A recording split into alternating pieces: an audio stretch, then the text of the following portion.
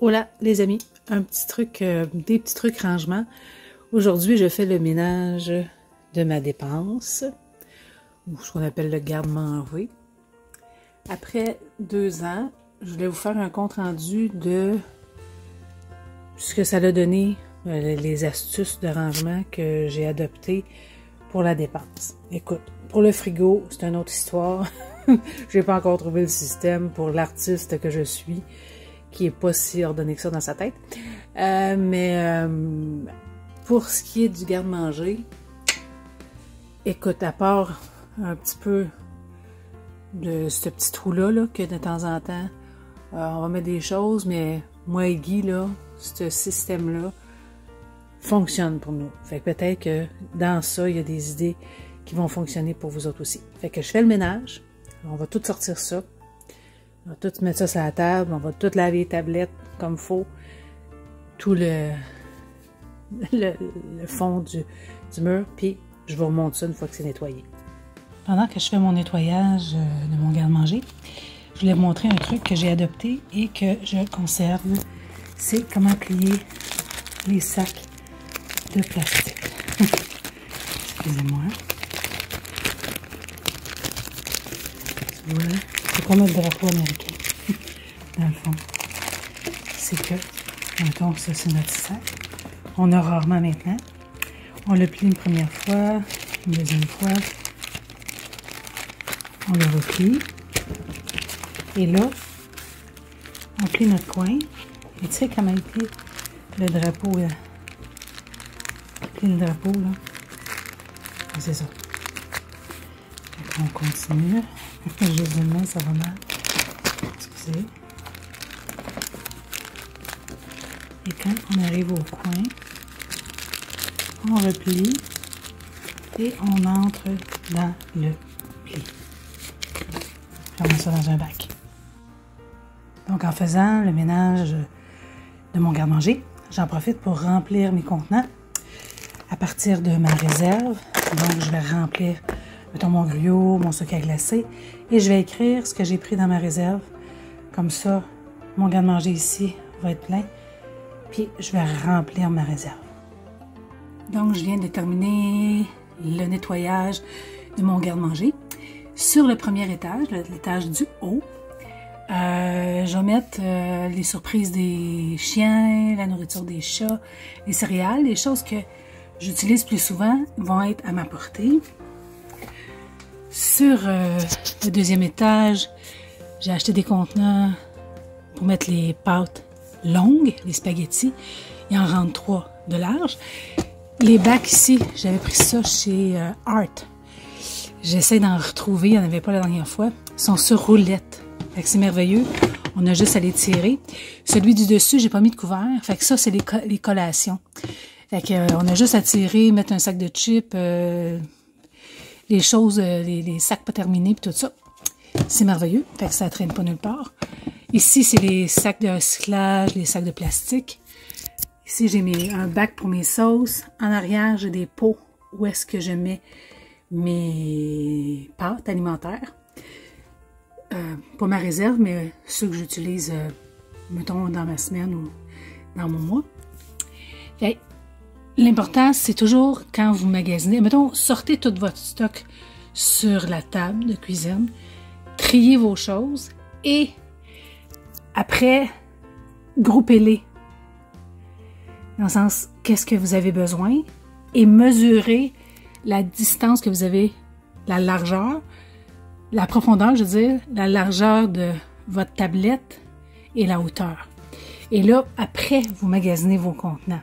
Parce que ça ne veut pas dire que ma façon de faire va fonctionner dans votre garde-manger, mais c'est quand même des options intéressantes.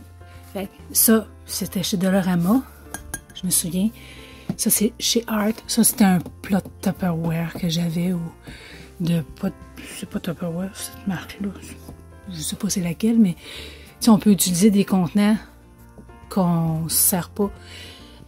Sur ma 3e tablette, ces contenants-là, j'avais acheté ça de Tupperware dans le temps, avec des couverts rouges. C'est pour ça que j'ai tout mis rouge. Hein. Je voulais pas changer. Je pourrais juste changer les couverts si j'avais le goût, mais tu sais, On s'entend qu'un garde-manger, c'est fermé. C'est important, j'identifie, parce qu'en identifiant, attendez une seconde, on est certain que quand on va, mettons, acheter de la cassonade, bien, tout de suite, quand j'arrive de l'épicerie, j'ouvre mon sac, je mets la cassonade dedans. Si je ne l'utilise pas, je la mets dans ma réserve. J'utilise un Dymo, OK? Tu vois la marque Brother, je l'aime beaucoup. J'avais acheté ça chez Bureau en gros. Peut-être, je sais pas, moi, une cinquantaine de dollars. Je ne peux pas me souvenir combien, mais c'était en bas de 100 $. Et quand je change dans mes pots, ben, je change mes étiquettes. J'en ai profité pour, quand j'ai nettoyé, changer mes étiquettes. Ces petits pots-là, je les avais trouvés chez Corvette. OK, c'est des pots avec une ouverture et un cil. Je trouve qu'ils sont géniaux. Ça donne bien. Ils rentraient juste dans ma largeur. Mais comme je vous dis, vous prenez la largeur et, mettons, vous calculez la largeur de vos pots pour que ça rentre le plus juste possible.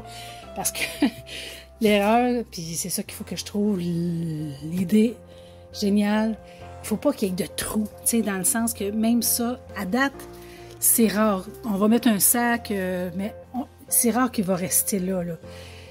Je trouve que l'important, c'est de ne pas avoir trop d'espace libre. C'est des espaces libres qu'on comble. Ici, les Lady Suzanne que j'avais pris au Dollarama pour les boîtes de conserve, c'est génial. Je garde seulement ce que j'utilise souvent. Ici, j'ai mis un contenant où est-ce que j'ai du divers, OK? C'est tous les restants de pâtes, des choses comme ça. Les os pour les chiens. Ensuite, j'ai fait une grosse Lady Suzanne. Je vais mettre des photos avec 2 plateaux de stainless steel, d'acier inoxydable, que j'avais acheté chez Dollarama, dans lequel, le dessous, j'ai mis des poids. OK? Puis, le fait qu'il y ait des poids en dessous, ça roule. Je m'excuse, il y a quelque chose qui... Fait que j'ai pris mes pots de miel. OK? C'est des beaux pots. Puis, ils rentrent juste. Fait que je les ai identifiés. Fait que ça c'est un système qui va bien. Ma dernière tablette, c'est du rangement qui s'empile. J'avais pris ça chez Corvette. Fait que j'ai inscrit ce que je mets dedans. C'est super important. Fait que là, c'est les collations. Je t'avoue qu'on n'en mange plus souvent. Mais pour les enfants, c'est une bonne idée. Mes oignons. On s'entend, on ne met pas les oignons avec les pommes de terre. Donc, les oignons, je les mets dans mon armoire. Fermés comme ça. Ils ne germent pas.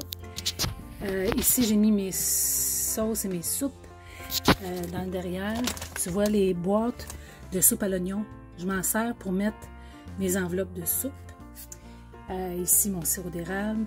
Puis ici, c'est mes légumes déshydratés. Dans le bas complètement, j'ai des gros bacs, des émiraux, comme le restant, où j'ai tous mes restes de gruau, mes sacs ouverts.